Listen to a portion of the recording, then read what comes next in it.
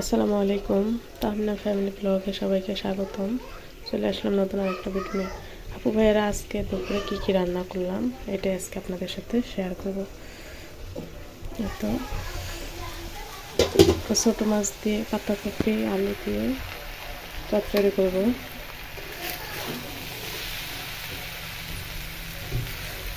তো আমার রান্না প্রায় কমপ্লিট। অনেকগুলোই চাপাই নিয়েছি আর দুই একটা রান্না আছে।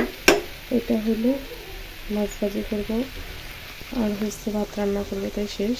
তো আমার পাতাকপি আলু ধনিয়া পাতা দিয়ে ছোটো মাছ দিয়ে চচ্চড়ি হচ্ছে।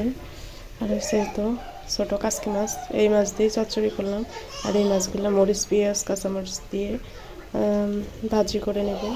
আর চাউল ধুয়ে রাখছি, ভাত রান্না করব। আর হচ্ছে যে ডাল রান্না করে নিয়েছি, শুধু হলুদ দিব আর বাগার দিব মসুরের ডাল। আর ডিম দিয়ে টমেটো দিয়ে ভাজি করে নিচ্ছি। এই তো আজকের আমার এই সব দুপুরে রান্না। ফাইনালি আমার দুপুরে রান্না শেষ।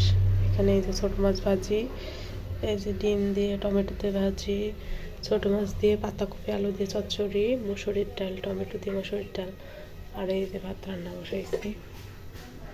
ব্যাস আজকে রান্না কমপ্লিট।